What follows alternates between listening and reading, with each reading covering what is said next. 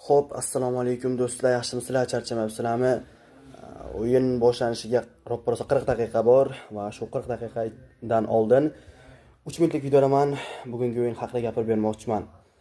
Eron O'zbekiston milliy terma jamoasi Dohada ko'ramiz, Ozodiy stadionida bugun biz bahs olib boramiz. Qarashimiz mumkin, oxirgi o'yinlarda O'zbekiston milliy terma jamoasi qiynalmoqda, ammo Eronga yaxshigina bosim hamda ularga nisbatan kuchli o'yin ko'rsatmoqda.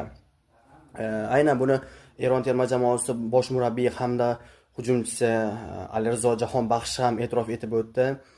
Ular intervyuda shunday deyishdi: avvalambor O'zbekiston milliy terma jamoasiga Eronga xush kelibsiz deymiz va ularga rahmat, ularning shifokorlariga rahmat, chunki ular biz Toshkentda borgan vaqtimizda bizga juda ham katta yordam ko'rsatishdi deya gapirib o'tdi.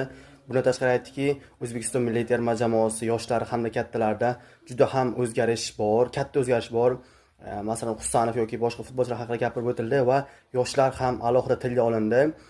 Chunki bilamiz, yoshlarimiz katta yutuqlarga erishdi, Osiyo chempioni bo'lishdi va ko'ramiz bugun soat 21:00 da start oladigan o'yinda qo'ldan kelgancha qo'llab-quvvatlab g'alaba qozonishga harakat qilamiz.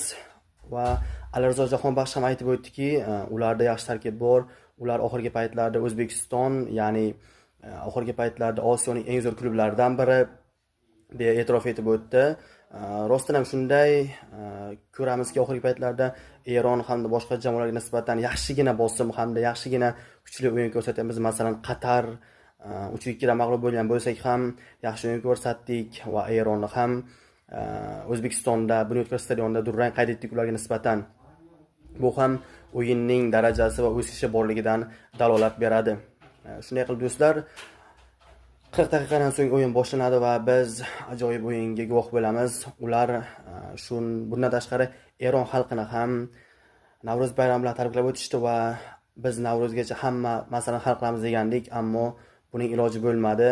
Ko'rib turibmizki, hamma jamoa ham jahon chempionatiga chiqish uchun qo'ldan kelgancha harakat qilmoqda deb aytib o'tdi murabbiy hamda futbolchi Alirizo Jahonbaxsh. Ko'ramiz, hozir Eronda 19 ochko, O'zbekistonda 16 ochko, Birlashgan Arab Amirliklarida esa 10 ochko, Qatarda 10 ochko. Biz bugun g'alaba qozonsak, albatta chiqamiz. Bu tarafdan esa Qatar hamda arablar durang o'ynash kerak bo'ladi. Ko'ramiz, o'yin qanday natija bilan tugaydi va arablar hamda Qatar qanday o'yin ko'rsatadi.